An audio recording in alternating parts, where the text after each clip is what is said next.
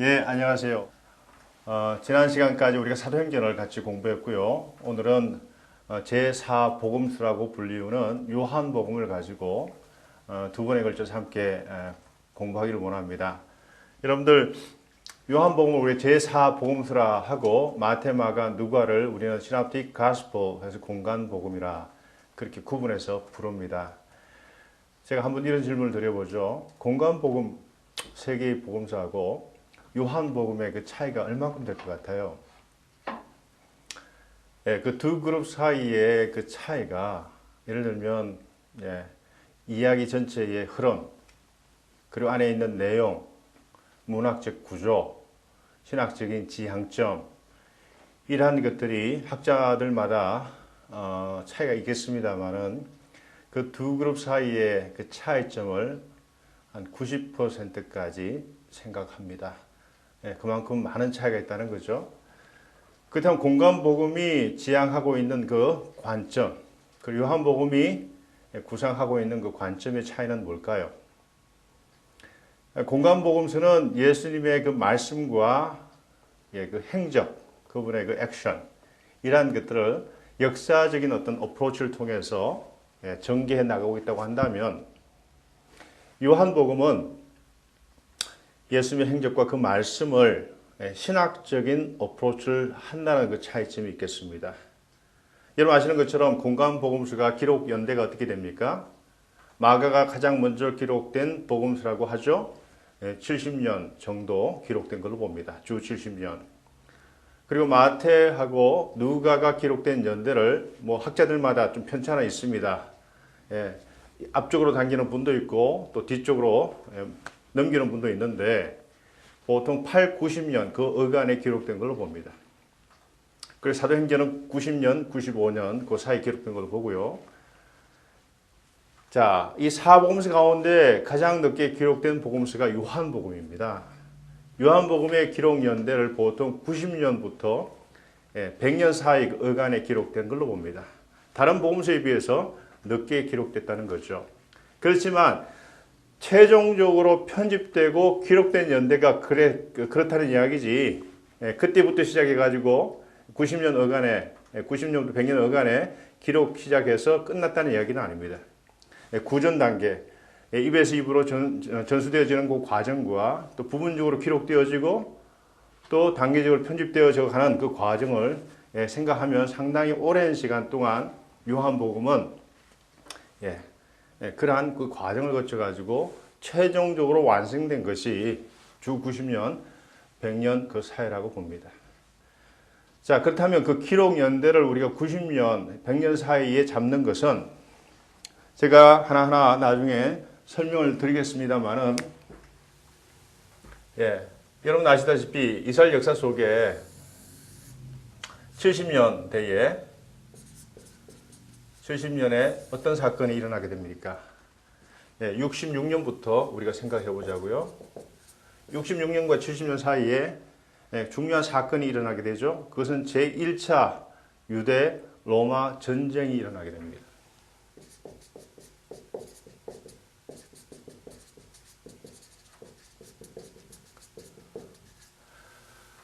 제1차 유대 로마 전쟁의 클라이맥스가 어떤 사건이냐 하면 예루살렘 그리고 그 성전의 완전한 파괴를 이야기하는 거죠. 상당히 치명적인 사건이었습니다. 성전의 붕괴입니다. 예루살렘 성전의 붕괴, 파괴죠. 여러분들 제가 한번 그런 설명을 드린 적이 있나요? 성전이 유대 사회에서 갖는 상당히 다양한 의미가 있습니다. 하나의 그 건물이 파괴되어졌다는 그런 의미가 있는 게 아닙니다. 그 건물은 하나의 물리적 하나의 건물이지만 그 물리적 건물 이상의 그 이상의 의미가 유대 사회에 있다는 이야기입니다. 어떤 의미가 있습니까? 유대인들에게 있어서 세상의 센터는 어디입니까? 예루살렘입니다. 예루살렘의 그 센터는 어디냐 하면 바로 성전, 템플입니다. 그래서 그들에게 있어서 성전은 뭐냐 하면 첫 번째, 카스믹 센터입니다. 예, 우주의 중심이라고 하는 거죠. 예, 이것이 갖는 의미는 상당하다는 겁니다. 우주의 센터가 붕괴되었다.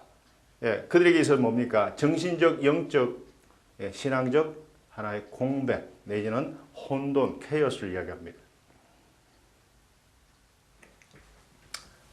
두 번째는 정치적 센터입니다. 무슨 말입니까? 사내들인 공회가 어디서 모입니까? 예루살렘 성전 끝자락에서 모입니다. 거기서 사내들이라는 것은 여러분 아시다시피 유대의 자치 의결 기관이죠. 로마가 유대 민족에게 많은 특혜를 주었습니다. 그만큼 유대 민족이 가지고 있는 종교적 전통을 존중해 주었다는 거죠. 그리고 유대교는 그 고대의 어떤 종교보다도 오랜 역사를 간직하고 있는 종교입니다. 옛날 사람들은 오래된 것, 묵은 것에 대한 가치를 높이 존중해 주었습니다. 현대는 brand new, 새로운 것, 이러한 것들을 높은 가격으로 사는 경향이 있지만 옛날 사람들에게 있어서, 고대인들에게 있어서 중요한 가치는 뭐냐면 전통적인 것, 오래된 것, 묵은 것, 이런 것을 아주 신성시하고 존중해 주었다는 거죠. 유대교는 그런 점에서 고대 종교 가운데 가장 오랜 역사를 간직한 그런 종교였다는 겁니다. 그리고 유대 민족이 가지고 있는 그러한 종교적 전통이 다른 민족과 섞이지 아니하는 그런 독특한 그러한 형태를 취하고 있었기 때문에 유대 민족을 자극하는 그러한 정책을 될 수 있으면 자제했던 것이 그 당대의 그 제국에 해당되는 나라들의 형편이었습니다. 물론 가끔 유대 민족이 극심한 박해를 당하기도 하죠. 알렉산더가 죽고 난 다음에 마지막 세계의 나라로 분열되어지지 않습니까? 시리아 지역에 셀루시드 왕조가 있고 이집트에 프톨레 왕조가 있고 그리고 마케도니아 본토에 원래 있던 마케도니아 왕국으로 세계로 분립되지 않습니까? 다니엘서가 기록될 당시에 그때가 한 165년, 주전 165년경 다니엘서가 기록되는데 다니엘서에 보면 아주 암흑 같은 시절이 있었습니다. 그 박해 문학 내지는 묵시 문학, 가장 구약의 전형적인 묵시 문학이 다니엘서라고 하는데 다니엘서가 기록된 배경에는 바로 역사적 암흑기를 통과했던 유대 민족의 아픈 역사가 있습니다. 그것이 바로 시리아에 세워졌던 셀루시드 왕조, 특히 셀루시드 왕조에 의해서 심각한 박해를 경험하게 되죠. 바로 그러한 상황 속에서 기록된 게 다니엘서입니다. 그것이 주전 165년경으로 봅니다. 안티오쿠스 에피파네스 4세에 의해서 안티오쿠스 에피파네스 4세에 의해서 이스라엘 민족, 유대 민족이 극심한 박해를 경험하고 그때 중요한 문학 작품이 기록되었는데 그것이 다니엘서입니다. 자, 세 번째는 경제적 센터입니다. economical. 왜 그러냐면 여러분들 유대 사회 속에 특히 예루살렘 그 지역은 어떤 자원이 나지 않은 곳입니다. 뭐 올리브 정도. 왜냐하면 성전 중심의 특이한 하나의 그 도시라고 하는 거죠. 거기서 어떤 특수한 자원이 나와가지고 부를 자체적으로 충당할 수 있는 그러한 장소가 아닙니다. 다시 말해서 유대인들이 지키는 3대 절기를 통해서 디아스포라 유대인과 그 지역에 살고 있는 주민들이 그날 와가지고 함께 모여서 그 페스티벌, 제의를 함께 지키게 되죠. 그때 각 디아스포라 주민들이, 유대인들이 가지고 있는 그 재화와 그리고 돈을 가지고 유통을 함으로 말미암아 예루살렘 도시 전체가 경제적인 하나의 기반을 갖게 되죠. 그런 점에서 예루살렘 성전은 어떤 역할을 하느냐 하면 뱅크 역할을 합니다. 은행의 역할을 한다는 겁니다. 그렇기 때문에 이 성전이 있음으로 말미암아 그 지역 전체가 성전 중심으로 경제 시스템이 구축되어 있고 거기서 재물과 그리고 여러 가지 재정이 돈이 유통되어짐으로 말미암아 예루살렘 도시가 함께 살아가는 그러한 경제적 센터로서 성전 기능을 생각해 볼 수가 있습니다. 그리고 뭐 당연히 거기는 모든 제사가 이루어지기 때문에 희생 제물이 바쳐지는 장소니까 종교적 센터죠. 그래서 릴리저스 센터입니다.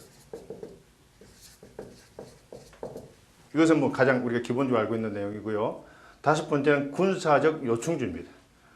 다시 말해서 보통 우리가 국가를 세울 때, 도시를 세울 때 플레인, 평지에 세우는 나라도 있고 아니면 산 중턱이나 산 꼭대기에다가 국가를 건설하기도 합니다. 로마 같은 경우에는 9개의 구릉이 있는 그 지역에다가 제국을 건설하지 않았습니까? 도시를. 자, 예루살렘 같은 경우에도 바로 산 위에 세워진 하나의 도시죠. 그래서 그 성전이 이방 민족이 침공해 왔을 때 그 침략의 그 루트를 빨리 파악할 수 있는 바로 장소로서 산 혹은 중턱이나 꼭대기가 적합지였다는 거죠. 그래서 군사적 센터의 기능도 했다는 겁니다. 자, 이 템플이라고 하는 것은 하나의 단순한 빌딩이 아니고요. 유대 사회에는 종교적이고 영적이고 정치적이고 그리고 경제적인 그리고 우주의 센터라고 하는 여러 가지 다양한 의미를 가지고 있는 하나의 건물입니다. 그 건물이 로마의 침략을 받아서 한순간에 무너졌습니다. 정신적 공황 상태에 빠지게 된 거죠. 자, 그러나서 73년에 어떤 사건이 있습니까? 여러분 잘 알고 있는 마사다 전투가 있지 않습니까? 소위 레지당스 운동을 했던 유대의 그 패전병들, 예루살렘 성이 함락되면서 후퇴 퇴각을 하면서 도망간 곳이 바로 헤롯의 여름 별장이었던 마사다 천년 요새입니다. 난공불락의 요새죠. 여기서 3년간의 전쟁을 치르게 됩니다. 마사다 전쟁에 대해서는 다시 설명을 하지 않겠습니다. 여러분들 요세푸스의 작품 가운데 유대 전쟁사라는 작품이 있는데 그 작품을 읽어보면 마사다 함락에 관한 이야기가 나와요. 처절한 전쟁이었죠. 로마가 결국은 그 마사다를 공략하고 나서 올라가 본 결과 모든 사람들이 유대 민족들이 다 자결해서 죽었습니다. 그 자결의 탐바구니에서 목숨을 연명하고자 했던 몇몇 유대인들이 살아남아서 그 마지막 처참했던 이야기를 로마인들 혹은 요세푸스에게 전가하게 되죠. 요세푸스는 사실 유대인이 장군이었습니다. 제1차 유대 로마 전쟁에 유대인들을 이끌어서 전쟁을 치루었던 장군이었다가 나중에 포로가 됩니다. 로마의 포로가 되고 난 다음에 패전 장군이죠. 로마로 귀환하게 됩니다. 거기서 로마로부터 돈을 받아가지고 기록한 세 가지 작품이 중요한 작품이죠. 유대 고대사, 유대 전쟁사, 아편, 반박문. 이 세 개의 작품을 후대에 남기게 됩니다. 초대 교회의 역사를 우리가 재구성할 때 조세푸스의 그 세 가지 작품은 많은 공헌을 하게 되죠. 자, 제가 왜 이 제1차 유대 로마 전쟁에 대한 이야기를 하느냐. 성전의 붕괴와 함께 여기서 영적인 공황 상태, 혼란이 왔다는 겁니다. 케이오스로 빠지게 된 거죠. 이것은 결국 어떤 문제로 이어지냐면 유대인들의 정체성, 아이덴티티 문제를 야기하게 됩니다. 정체성의 위기를 경험하게 됩니다. 우리가 섬기고 있는 하나님이 계신 그 성전이 붕괴된 겁니다. 단순히 하나의 건물, 물리적 공간이 붕괴된 게 아니고 그들의 정신이 붕괴된 겁니다. 영적인 공황 상태를 맞이하게 된 거죠. 그것은 결국 유대민족의 뿌리가 흔들리는 중요한 그러한 정체성의 위기로 직결되어진 사건이었습니다. 자, 이 혼란을 수습하기 위해서 90년에 중요한 모임이 하나 있죠. 랍비들이 주로 이제 바리새인들입니다. 중요한 것은 여러분 70년 성전이 붕괴되면서 유대 사회의 중요한 세 가지 파당이 있지 않습니까? 네 가지 파당이 있지 않습니까? 뭐가 있습니까? 바리새파가 있고 사두개파가 있고요. 열심당원이 있고 또 하나가 뭡니까? SNM파가 있지 않습니까? 자, 예수님께서 사역을 하실 때 바리새파 그리고 사두개파, 열심당원, SNM파 이 네 가지 파당의 그 신학적 성향과 그들의 역사를 여러분 이해하시면 1세기 유대 사회와 신약 성경의 배경사로 상당히 중요한 네 가지 파당입니다. 왜냐하면 예수님과 함께 관계를 맺었고 예수님께 대한 적대 행위를 했던 그러한 파장들입니다. 예, 세례자 요한 같은 경우에는 에스네파의 출신이라고 그렇게 보기도 하죠. 이 사두개파는 소위 성전을 떠받치고 있는 귀족, 사제 귀족 집단이죠. 굉장히 보수적 성향이 강했던 사람들이고, 자, 이 사람들이 성전이 붕괴되고 난 다음에 이 사두개파도 역사 속에서 사라지게 됩니다. 왜냐하면 그들의 삶의 기반이 되었던 성전이 붕괴되고 난 다음에 그들이 설 수 있는 공간이 사라지게 된 겁니다. 그들의 삶의 거점이 한순간에 무너지면서 그 이후에 사두개파는 급격하게 몰락하게 되죠. 자, 그렇다면 그 이후에 유대 사회를 주도했던 집단은 누구였느냐? 대부분 랍비로 구성되었던 바리새파입니다. 바리새파가 추구했던 하나의 신학이 뭡니까? 어떤 슬로건이 있습니까? 모든 평민들, 모든 백성들의 사제화입니다. 모든 백성이 거룩한 백성으로 거듭되어지면, 그리고 그들을 사제화하기만 하면 하나님 나라가 이 땅 가운데 실현되어진다고 하는 것이 그들이 생각했던 신학적인 지향점이었습니다. 바리새파의 한 사람이 여러분 아시는 사도 바울입니다. 그죠? 그래서 이미 대중들 속에서 율법을 가르쳤던 교사의 역할을 이미 했다는 겁니다. 예수님 당시부터. 그렇기 때문에 민중적 기반이 이미 바리새파는 이미 형성되어 있었고요. 그리고 성전이 붕괴되고 난 다음에 유대 사회를 주도했던 세력이 누구냐면 바로 바리새파입니다. 그래서 이 사두개파는 성전 붕괴와 함께 사라지게 되고, 에스네파는 결국 로마의 침탈을 받아서 그 공동체 자체가 와해되어집니다. 열심당원도 마찬가지입니다. 열심당원이 사실 활동함으로 말미암아 이 66년부터 열심당원의 레지스탕스 저항 운동으로 말미암아 정복되어서 일어났던 것이 뭐냐 하면 바로 이런 성전의 붕괴 사건으로 그것이 귀착된 겁니다. 열심당원들이 도처에서 로마에 반대하는 격렬한 항쟁을 하게 되죠.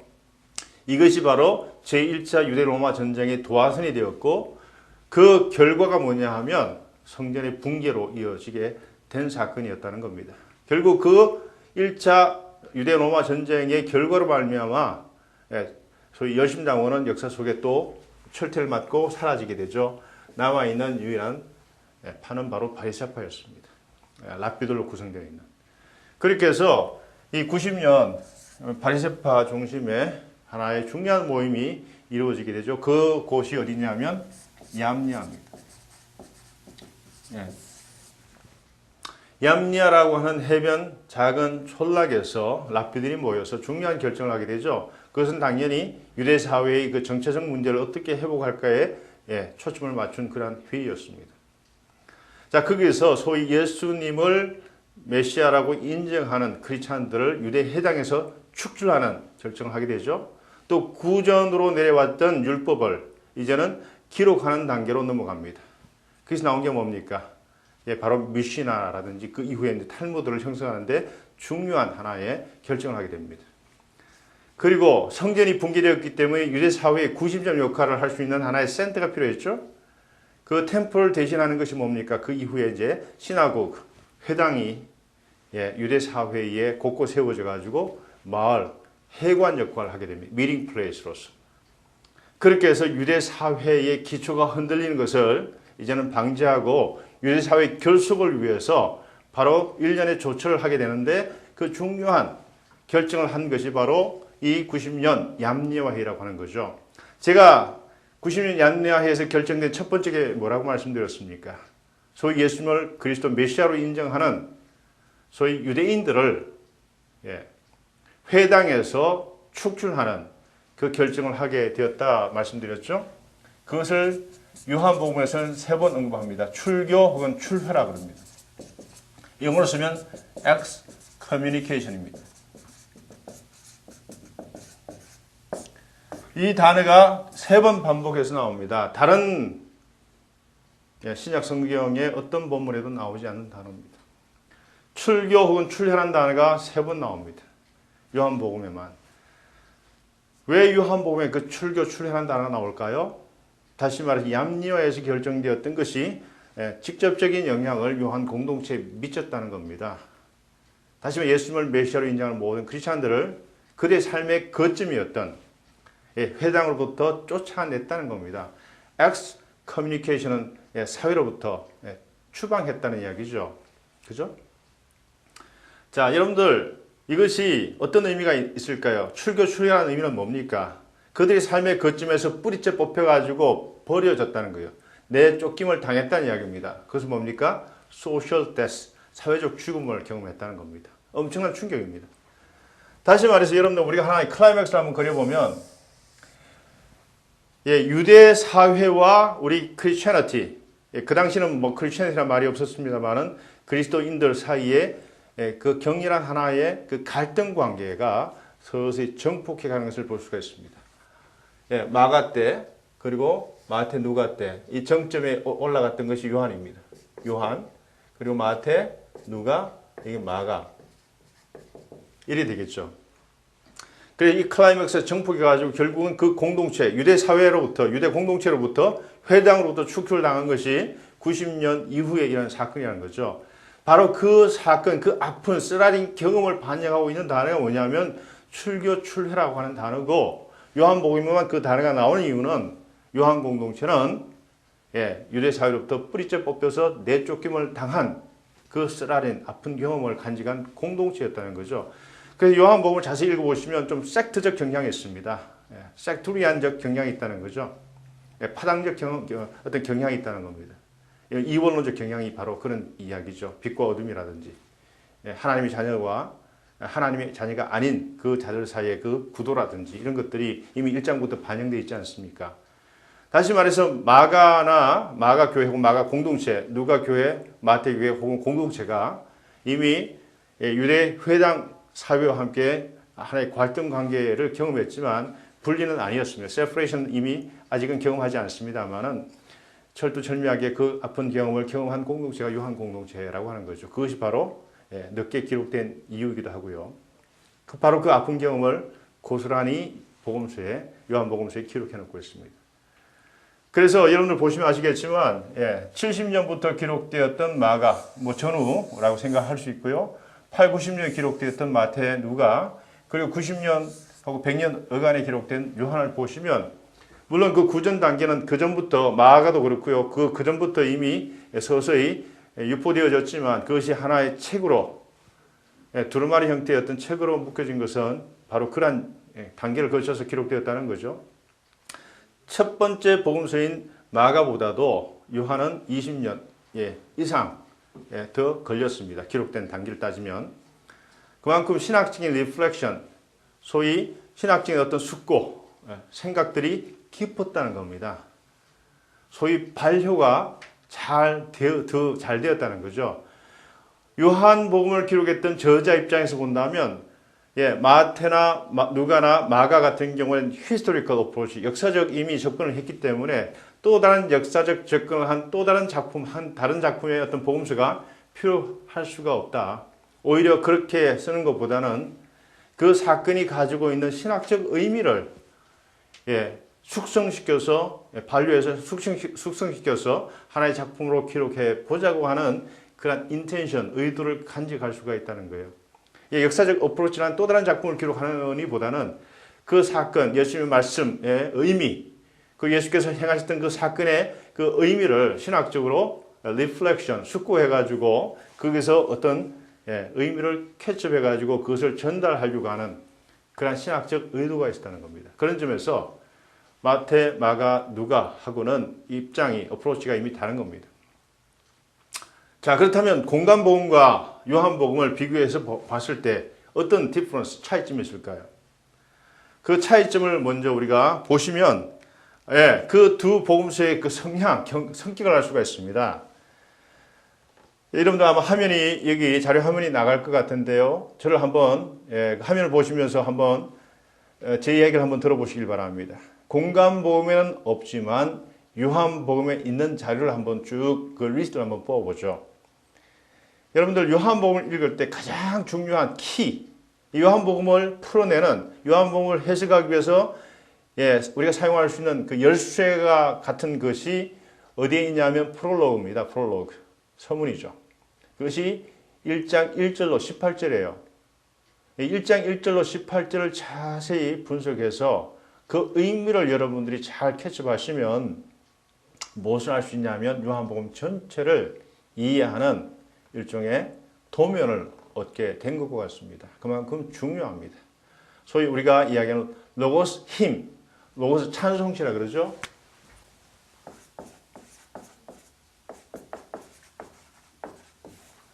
네, 로고스 찬송시입니다. 이 로고스 찬송시 속에 예수의 운명이 이미 예고되어 있습니다.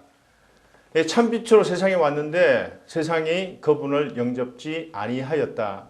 이미 예수께서 어떠한 생의 마지막을 경험하실지에 대한 것이 이미 예고되어 있습니다. 그분이 예수님이 이 땅에 오신 그 목적도 이미 프롤로그에 다 이미 기록되어 있습니다. 그 내용을 자세히 보시면 요한복음 전체가 앞으로 무엇을 이야기하려고 하는가를 이미 감지할 수가 있는 그 내용입니다. 그렇지만 이 프롤로그는 요한복음에 있습니다. 로고스 찬송시가 그렇죠? 다른 복음에 없는 내용입니다. 그리고 이것은 산문으로 여러분 읽겠지만 그릭 텍스트를 보시면 하나의 시적인 표현입니다. 포에릭한 그런 내용들이에요. 그 유명한 물로 포도주 만든 예수님의 그 기적 같은 사건이 있죠. 가나의 혼인잔치 사건 2장 1절로 12절까지 그 내용은 다른 복음에서 없습니다. 이것이 첫 표적이라고 그러죠.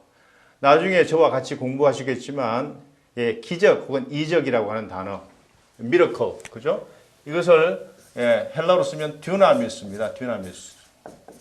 이것을 우리는 기적 혹은 이적이라고 하죠. 이 단어가 요한복음에는 사용되지 않습니다. 그 대신 뭘 사용하느냐? 세메이라는 단어를 씁니다. 표적, 사인이라는 뜻이죠. 혹은 사이언스. 표적이라는 단어를 사용해요. 이적과 기적이라는 단어를 사용하지 않습니다. 표적이라는 단어를 씁니다. 그럼 이적 혹은 기적 그리고 표적이란 그 단어 사이에 그 차이점을 아세요? 왜 굳이 요한복음의 저자는 이적, 기적이라는 단어를 사용하지 않고 표적이라는 단어를 사용할까요? 중요한 문제가 그 속에 있습니다. 차차 제가 설명을 드리죠. 그래서 이 듀나미스에서 나온 단어가 여러분 잘 아시는 다이너마이트입니다. 파워라는 거죠. 파워. 이것이 가나의 혼인잔치, 물로 포도주 만든 사건이 예수께서 일으키신 7개 혹은 8개, 8개라고 카운트하는 것은 153마리 물고기를 잡은 사건까지 카운트하면 8개입니다. 보통 우리가 7개 표적이라고 합니다만 학자들마다 7개 혹은 8개로 이야기합니다. 가나의 혼인잔치, 2장 1절로 12절은 그렇게 중요한 사건임에도 불구하고 공간복음서는 기록되어 있지 않습니다. 자, 여러분들 우리가 많은 설교를 통해서 들었던 니고데모와 한밤중에 만나서 한밤중에 찾아와서 예수님이 니고데모와 대화를 나누었던 그 특별히 중생에 관한 귀한 가르침을 베푸는 그 이야기는 다른 복음에 나오지 않습니다. 요한복음에만 기록되어 있습니다. 그것이 2장 23절로 3장 21절까지입니다. 그리고 여러분 가스폴 성도 있지만 우물가에서 만난 사마리아 우물가에서 만난 그 여인 이야기, 수가성 여인 이야기, 그 이야기도 요한복음에 나옵니다. 다른 것은 나오지 않죠? 4장 1절로 42절입니다. 베데스다 목가의 병든 자를 치유하시는 사건 5장 1절로 18절 이야기도 요한복음에 나옵니다. 다른 것은 나오지 않습니다. 자, 5,000명을 먹인 사건은 다른 복음에서 다 나오는 이야기입니다만은 그 사건에 대한 새로운 설명에 관한 이야기는 다른 복음에서 나오지 않고 요한복음에만 나옵니다. 6장 1절로부터 15절까지. 그리고 하늘로부터 내려온 생명의 떡, 담화라 그래요. 디스코스. 영어로 디스코스. 담화. 일종의 담론. 생명의 떡 담화는 요한복음에 나옵니다. 6장 22절로 65절까지입니다. 여러분들 요한복음에 성찬식에 관한 커뮤니언의 이야기가 나옵니까? 커뮤니언? 다른 복음에서 다 나오는 이야기 아닙니까? 요한복음에는 성찬에 관한 이야기가 나오지 않습니다. 대신 뭐가 나옵니까? washing feet, 세족식에 대한 이야기가 나오죠. 많은 차이가 있죠? 태어나면서 소경된 자에게 시익을 찾아주시는 사건도 요한에만 나옵니다. 그 중요한 나사로의 소생 사건, 부활이라고 하지 않습니다. 부활이라는 것은 뭡니까, 여러분? 어떤 목회자는 나사로의 사건을 부활로 표현하는데, 부활은 영원한 생명을 취하는 겁니다. 그죠? 죽었다가 새로운 생명을 얻어서 영원히 사는 것을 이야기합니다. 나사로는 잠시 잠깐 살아났지만, 무덤에서 걸어 나왔지만 예수님에 의해서 그는 언젠가 또 죽었습니다.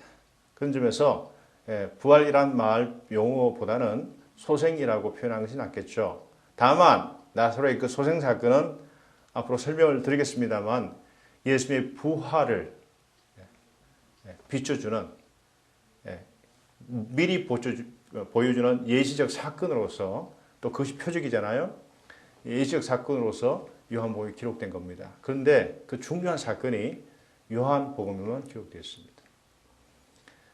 그리고 제자들이 발을시키신 그 사건, 제가 설명을 드렸습니다. 13장 1절로 20절. 여러분들 각 요한복음의 각 장마다 어떤 사건이 기록되어 있는가를 여러분 잘 기억을 하시면 좋습니다. 메모리 하라는 겁니다. 메모라이즈. 암기하시기 바랍니다. 그래야 여러분 특권 드리면 나올 수 있도록 그렇게 실력을 기르셔야 된다는 거예요.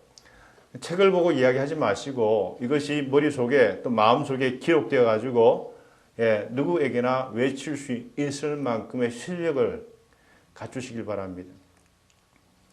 그것이 앞으로 말씀으로 사역할 수 있는 우리가 해야 할 가장 중요한 프라이머리 워크입니다. 보혜사와 포도나무와 가지를 포함한 마지막 만찬 담화도 13장 31절로 16장 33절까지인데 요한에만 기록되어 있습니다. 예수님이 사랑하셨던 제자, beloved disciple, 애제자라고 합니다. 이 애제자에 관한 이야기는 다른 복음에서 나오지 않습니다. 요한복음에 나오죠. 13장, 19장, 21장에 나옵니다. 굉장히 중요한 제자로 기록되어 있습니다. 베드로, 사도 베드로보다 한 수 위에 있는 그런 인물로 요한복음에 기록되어 있습니다.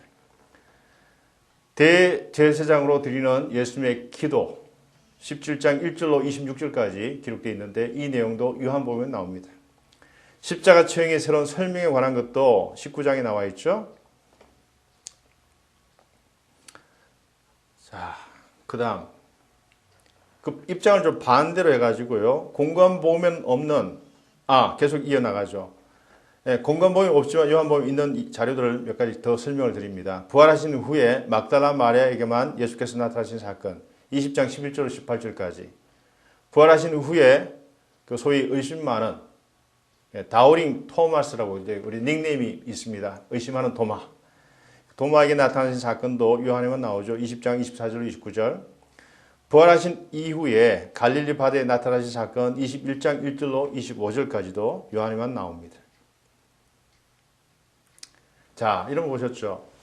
공관복음에 기록되어 있지 않은 요한복음에 나오는 내용들이 참 많습니다. 그 반대로 요한복음에는 없지만 공관복음에는 있는 자료들을 한번 또 리스트를 제가 한번 소개해 드리겠습니다. 한번 보시길 바랍니다. 요한복음에 뭐가 없습니까? 유아 이야기가 없습니다. infant story. 예수님의 infant story. 유아 이야기가 없습니다. 다만 말씀이 육신 되신 그 내용을 기록해 놓고 있습니다. 1장 14절입니다. 요한복음. 유연기 이야기가 없죠. 그렇죠, 여러분? 예수님의 세례 이야기가 없습니다. 세례 받으신다는 이야기가 없고요. 다만 어떤 이야기가 있습니까? 성령이 예수님 위에 임하시는 것을 보는 세례자 요한이 세례를 베푸는 그런 인물로 등장하는 것이 아니고 요한복음 자세히 읽어보세요. 여러분. 제 말이 그 진이 맞고 그름을 여러분들 본문을 가지고 판단하셔야 돼요. 예수님께서 성령이 예수님 위에 임하시는 것을 보는 자, witness, 증인으로 등장합니다. 그렇죠? 세례를 베푸는 자로 등장하지 않습니다. 광야에서의 그 시험 이야기, 요한복음에는 없습니다. 그죠? 회개 요청이 없습니다. 리펜턴스에 대한 요청이 없습니다. 12사도의 목록이 없습니다. 그 유명한 파라볼레, 그리고로 비유 이야기가 없죠, 여러분.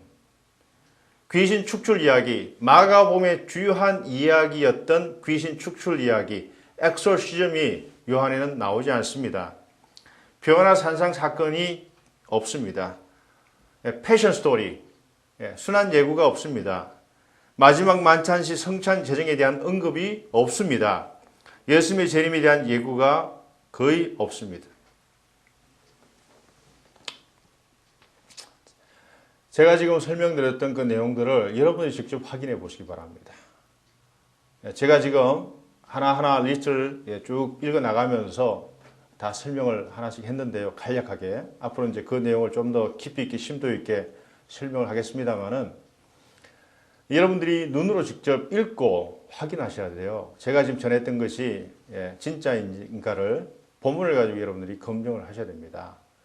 하나하나 살펴보시면서 공간복음과 요한복음의 그 차이점을 먼저 인지하시고 그것을 검토하는 것이 요한복음을 이해하는 가장 빠른 지름길입니다.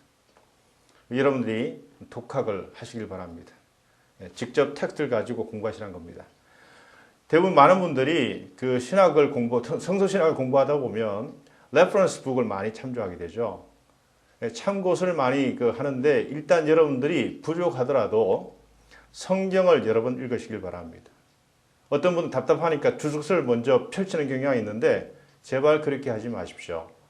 일단 주석서를 읽게 되면 어떤 문제가 생기냐면 그 생각 속에 그 저자의 그 내용 속에 갇혀버려요. 자기 사고가 발전하지가 않습니다. 우리 생각 속은 우리는 굉장히 창의적인 사고를 가지고 있고요. 하나님이 그것을 우리에게 선물로 주셨는데 그 저자가 말한 모든 내용들이 다 맞다는 게 아니지 않습니까? 아무리 학적인 기반을 가지고 있는 학자의 이야기를 하더라도 그 속에는 편향된 지식이 들어갈 수가 있습니다. 그리고 문제점이 있을 수도 있습니다. 그렇기 때문에 여러분들이 naked eyes, 육안을 가지고 직접 여러분들이 깨달음을 얻으려고 하는 그 자세를 가지고 여러분이 부족하더라도 성경을 먼저 대하고 막히고 이해가 되지 않은 난해한 그런 본문이 있게 되면 그럴 때만 주석서를 참조하는 게 좋겠습니다. 참고서도 참조하십시오. 그때는. 그렇지만 처음부터 주석서를 참조하게 되면 그 생각 속에 태도 속에 갇혀버려요. 여러분들의 생각이 더 발전되지 않습니다. 다 맞는 이야기로 들린다는 겁니다. 자, 공간복음하고 요한복음의 그 차이점을 제가 이렇게 한번 설명을 드려볼까요? 그 스타팅 포인트, 출발점이 다르죠, 여러분. 그죠? 일단 그 각 복음서의 시작이 어떻게 됩니까, 여러분? 그걸 보면 그 차이점, 중요한 차이점을 먼저 알 수가 있습니다. 가장 먼저 기록되었던 마가, 다음에 마태, 누가, 그리고 공부하고 있는 요한. 이 라인도 제가 조절해야 될 것 같고요.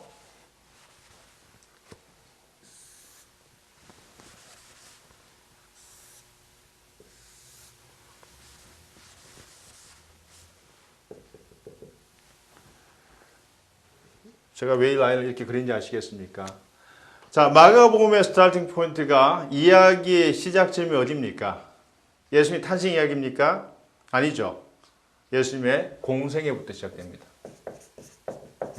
세례받는 수세 이야기, 베프티즘 이야기부터 시작되죠. 마태와 누가는요, 예수님의 탄생 이야기부터, 그죠? 그래 누가 같은 게 유년기 이야기를 잠깐 언급합니다. 잠깐 있고요. 요한은요, 인간 역사 이전부터 말씀으로 하나님과 함께 계셨다.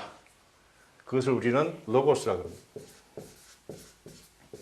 그리고 여기에 해당되는 히브리어 단어가 다바르입니다.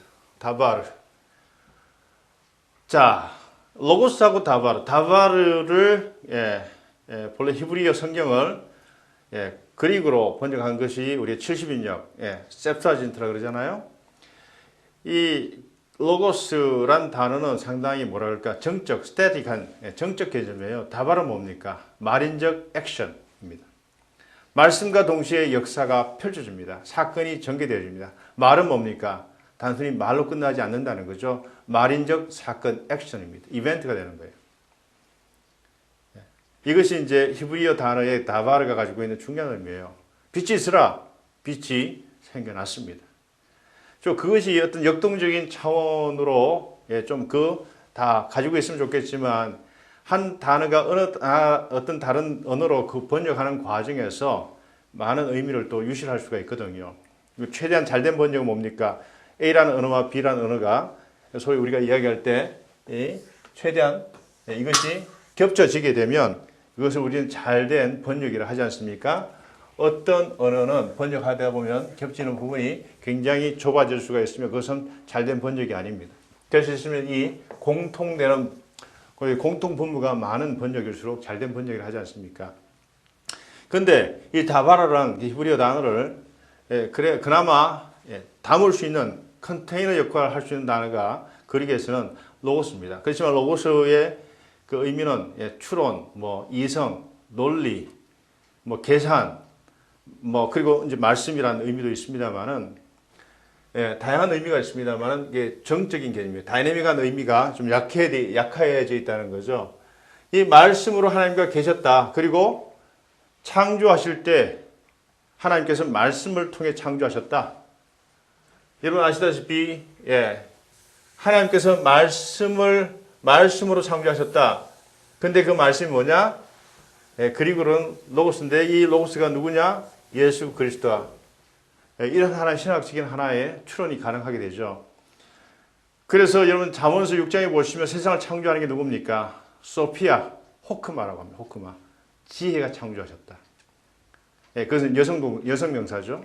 그래서 여러분들 잘 보시면 그 하나님이 직접 창조하신 것처럼 보이는 창세기 1장의 기사와 잠언서 6장 지혜 문학에 나오는 창조 기사를 보시면 하나님의 명령을 받았던 소위 지혜가 세상을 창조하셨다. 요한복음 1장 뭡니까? 로고스가 창조하셨다. 그래서 유대인들의 그 신학적인 성향 가운데 그 신학적인 하나의 발전 과정이 있습니다. 다시 말해서 하나님께서 세상을 창조하실 때 다바를 이용하셔서 다바라를 말씀하셔서 창조하셨다. 이 다바르가 뭐냐? 소피아, 위즈덤, 그렇죠? 호크마, 히브리어로. 그리고 이것이 뭡니까? 로고스. 그리고 그 사이에 보시면 신구약 중간계에 소위 시락스라든지 솔로몬의 지혜서라고 하는 구약 지혜 문학이 있는데 외경입니다. 아포크리파 외경인데 여기서는 토라를 이야기합니다. 토라. 다 뭐냐 하면 하나님이 말씀으로 창조하셨고 이게 소피아가 되죠. 그리고 토라이고 로고스다. 이것이 나중에 아이덴티파이 됩니다. 이렇게 유대의 그 신학 사상 속에서는. 근데 바울이 나중에 설명할 때 예수님이 누구냐? 우리 복음서의 제자들도 그렇게 이야기하죠. 예수님은 지혜다. 아시죠? 그래서 지혜 기독론, 위즈덤 크리스탈라지 나온 거 아닙니까? 요한 같은 경우에는 예수님 누구냐? 말씀이다. 그래서 예수님과 로고스가 아이덴티파이, 동일시되고 예수님과 지혜가 아이덴티파이 됩니다. 다만 유대인들이 소피아, 지혜와 토라, 율법과 로고스를 아이덴티파이 했지만 신약의 제자들은 예수님과 토라를 아이덴티파이 하지 않습니다. 이게 굉장히 중요한 하나의 신학적인 차이점이에요. 유대 신학자들과 소위 신약 성경을 기록했던 그 제자들의 그 신학적인 관점의 차이가 바로 여기서 갈라지게 되는 겁니다. 예수님은 지혜다. 예수님은 말씀, 지혜, 로고스다. 그렇지만 예수님이 토라는 아니다라고 하는 거죠. 여기서 분명히 갈라집니다. 이것이 유대 신학자들과 소위 신약 성경의 저자들, 신학자라고 할 수 있는 저자들의 관점의 중요한 차이점이에요. 예수님을 어떻게 규정하느냐, 규명하느냐. 이것이 소위 신학적인 해명을 해줘야 되지 않습니까? 1세기 사람들이 예수님이 어떤 존재인가 신학적인 그 문제입니다. 가장 중요한 난제입니다. 지상을 걸어다니는 우리와 같은 인물 같은데 그분의 어떤 사역과 그분의 어떤 그 아이덴티티, 정체성에 관한 것은 우리가 지금은 뭐 완전한 하나님, 완전한 인간으로 그렇게 컨페션, 고백을 합니다만 이것은 이미 여러분들이 오랜 하나의 신학적 훈련을 통해서 교회 속에서 고백적 차원에서 이것이 이미 우리 속에 내재화되었기 때문에 그 쉬운 고백이 나오겠지만 1세기 크리스찬들에게서 예수님이 과연 어떤 존재인가를 규명하는 것은 결코 쉬운 문제가 아니었습니다. 제가 쭉 사복음서를 같이 나누면서 복음서마다 크리스탈로지, 기독론을 어떻게 정리했는가가 참 굉장히 많이 심도 있게 다뤄지지 않습니까? 그만큼 중요한 문제였다는 겁니다, 여러분. 여러분들이 성경을 읽으면서 중요한 게 뭔지 아세요, 여러분? 21세기 우리 관점에서 성경을 읽지 말으라는 겁니다. 일단은 1세기의 세팅, 1세기의 배경 속에서 1세기의 사람처럼 그게 그 자리에 놓고 그 당시 예수님이 어떤 분이셨는가를 1세기 사람의 관점에서 먼저 읽어내고 예수께서 말씀하셨던 내용의 의미를, 본질을 이해하는 그것이 먼저 선행되어져야 된다는 겁니다. 다시 what it meant, 그것이 무엇을 의미했는가. 1세기에 기록되었던 그 본문이 1세기 사람들에게 어떻게 어필했는가, 어떤 의미로 전달되었는가를 먼저 이해하고 난 다음에 그것을 21세기 우리 삶의 현장, 목회 현장, 선교 현장, 삶의 현장으로 가지고 와서 이것이 오늘날 나에게, 우리 교회 회중에게, 현대 사회에 어떤 의미가 있는가, what it means, 무엇을 의미하고 있는가, 그렇게 해석의 과정을 밟아야 된다는 거죠. 2000년 전에 기록되었던 그 본문의 의미를 먼저 우리가 이해를 해야 됩니다. What it meant, 무엇을 의미했는가. 그것이 먼저 이루어지면 그 다음 그것을 우리가 현대 삶 속에 어떻게 적용하는가 하는 문제죠. What it means, 무엇을 의미하고 있는가. 나의 삶에, 우리의 삶에, 교회 회중들의 삶에, 우리 현대 사회에 어떤 의미가 있는가를 고민해야 된다는 거죠. 다시 말해서 인간 역사 이전에 하나님과 함께 존재했던, 그래서 제가 점선으로 표현을 했습니다. 왜냐하면 그것은 우리가 가능할 수가 없기 때문에. 자, 보시면 스타팅 포인트가 다 다르죠. 마가는 공생의 이야기로 급박하게 전개해 갑니다. immediately, 적시로, youth란 말이죠. 그래서 굉장히 템포가 빨라요. 마가복음 사건의 전개 속도가 빨라요. 마태하고 누가는 예수님의 탄생 이야기부터 시작됩니다. 그죠? 마태는 헤롯의 그 예수님의 유아 학살 이야기부터 시작하고요. 누가는 사가랴하고 엘리사벳 그 부부 이야기부터, 예루살렘으로부터 이야기가 출발하지 않습니까? 다 설명을 드렸죠. 요한복음은 뭡니까? 하나님과 함께 계셨던 말씀으로서 역사 이전에 이미 존재했던 분으로 그렇게 역사 이전부터 계셨던 분으로 그렇게 소개되어집니다. 자, 요한복음과 공간복음 사이에 한번 차이를 또 몇 가지를 살펴보죠. 공간복음은 예수님의 사역이 약 1년간 지속되는 걸로 되어 있습니다. 요한은 예수님의 사역이 세 번의 유월절을 거친다는 거죠. 유월절은 한 해의 중요한 절기 가운데 하나죠. 세 번의 유월절을 거친 것은 3년을 우리에게 의미한다는 거죠. 그래서 우리 공생의 3년이라고 추정하는 것은 요한복음에 근거한 그러한 그 기간입니다. 공간은 예루살렘에 단 한 번만 여행하시는 걸로 되어 있습니다. 요한은 여러 번 예루살렘을 방문하신 걸로 되어 있습니다. 공간복음에서는 예수께서 직접 부르신 첫 제자들은 시몬, 안드레, 야고보와 요한이죠. 요한은 첫 제자들은 안드레, 익명의 두 번째 제자 시몬, 베드로, 빌립, 나다나엘입니다. 다시 말해서 각 복음서가 부각시키는 제자들의 이름이 달라져 있습니다. 공간복음에는 예수님의 그 죽음이 죽음 일주일 전 성전 청결 사건이 일어납니다. 성전 정화 사건, 혹은 성전 청결, 성전 숙정 사건이 다양하게 이야기를 합니다만, 공간복음은 예수님의 사역의 후반에 기록되어 있다고 한다면 요한복음은 성전 숙정 사건이, 청결 사건이 예수님의 사역 초반에 기록됩니다. 그죠? 공간복음에서는 예수님의 사역은 세례자 요한의 체포 후에 시작됩니다. 요한복음은 예수님의 사역은 세례자 요한과 중복되어서 이야기되어집니다. 공간복음에서는 베다니에서 익명의 여인에 의해 기름 부음을 받으십니다.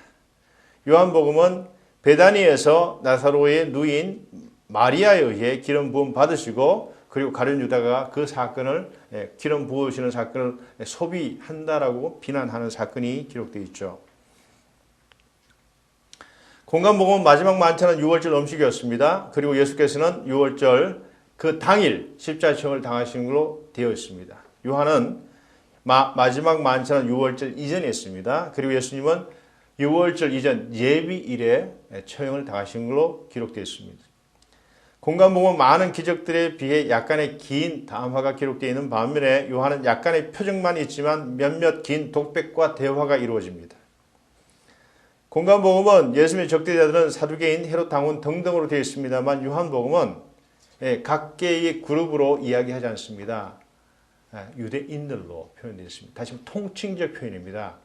공간복음 예수님의 적대자들이 어떨 때는 뭐 서기관도 나오고요, 바리새파, 사두개파, 뭐 다양한 그룹들이 나오지 않습니까? 당로들도 나오고요.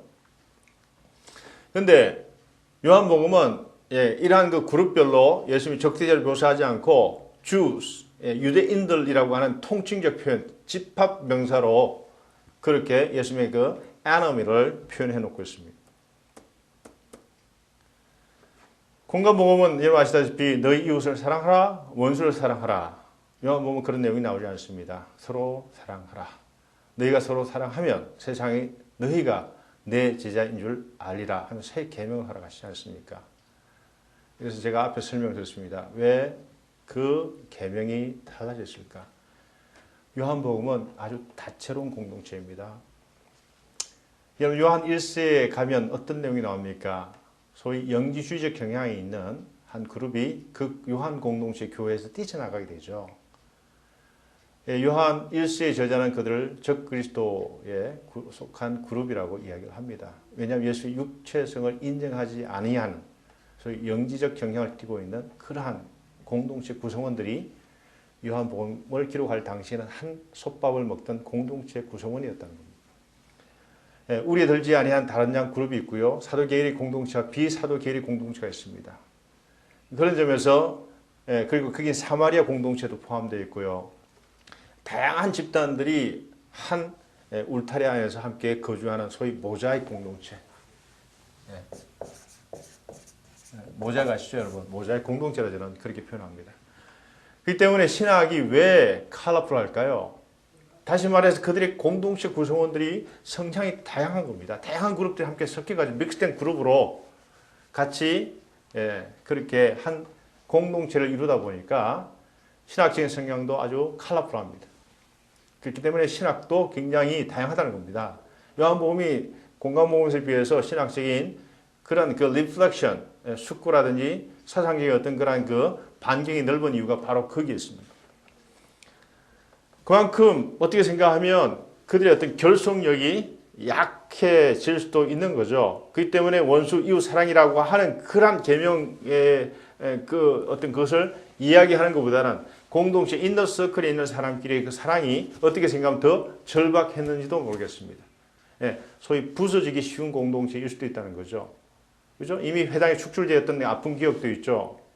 보통 요한복음이 기록된 그 기록 장소를 우리는 에페소스, 에베소로 봅니다. 에베소는 여러분 아시다시피 황제 숭배 의식이 강요되었던 장소고요. 엠퍼러 컬트 혹은 임페리얼 컬트, 제국주의 종교가 그래서 소위 종교적 이데올로기로서 그 광대한 영토를 하나로 묶기 위해서 로마 제국이 선도했던 그 종교 정책이 뭡니까?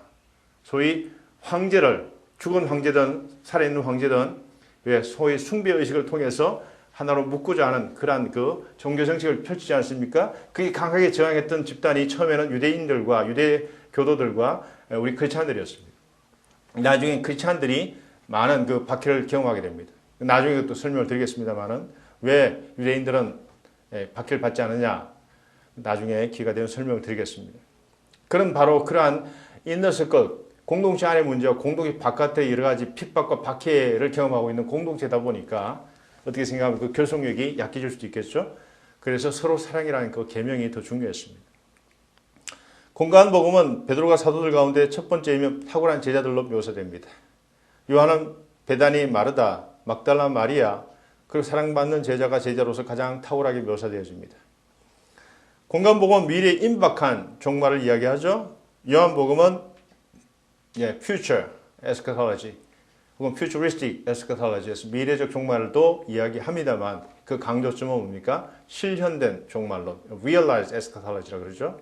천국이 여기 있다 저기 있다 이야기하지 마라. 천국이 지금 있다라고 하는 거죠. 우리들 사이에서 펼쳐지고 있는 실현된 종말을 강조합니다.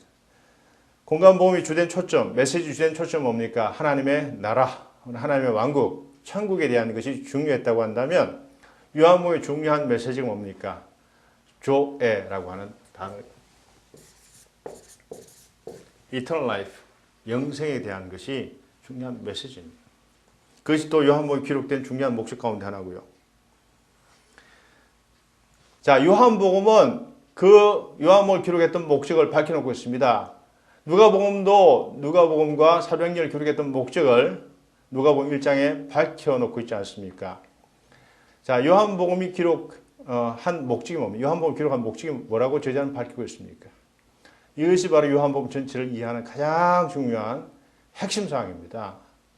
그것이 어디에 있습니까? 요한복음 20장 30절로 31절에 있습니다. 요한복음이 기록된 두 가지 중요한 목적을 저자는 밝혀놓고 있다는 겁니다. 이 두 가지 목적을 이루기 위해서 요한복음이 기록되었고 그것을 독자들과 혹은 청중들에게 잘 전하기 위해서 문학적 구조가 아주 짜임새 있게 그렇게 구성되어 있다는 겁니다. 첫 번째 30절 예수께서 제자들 앞에서 이 책에 기록되지 않은 다른 많은 표적도 행하셨지만 31절 두 가지 목적이 나옵니다. 오직 이것을 기록함은 너희로 예수께서 하나님의 아들 그리스도이심을 믿게 하려 함이요. 예수님이 누구시라고요?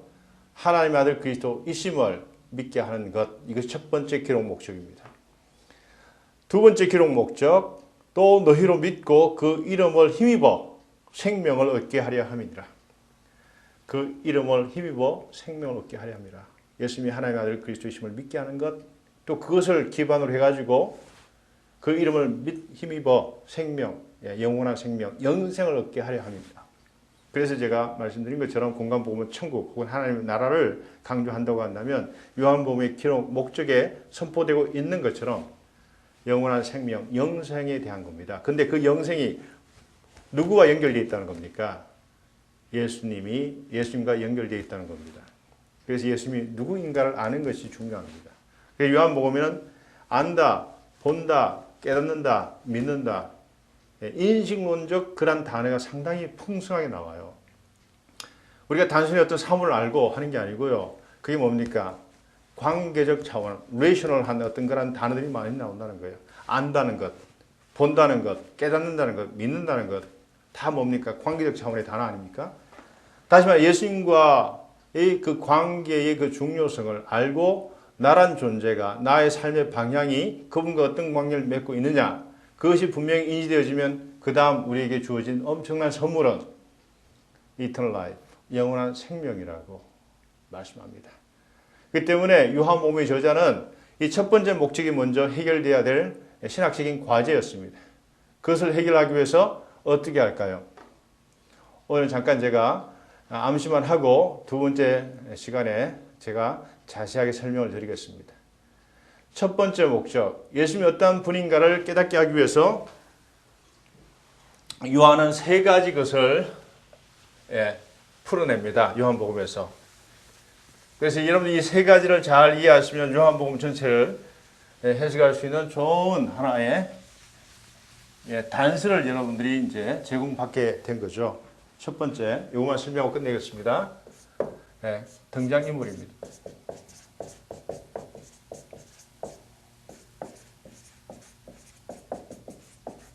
캐릭터. 수많은 등장인물들이 등장하죠. 그들의 역할이 과연 뭡니까?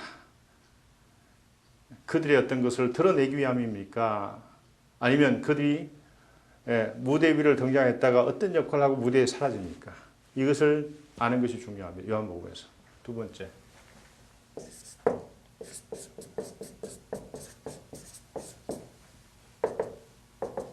I am things.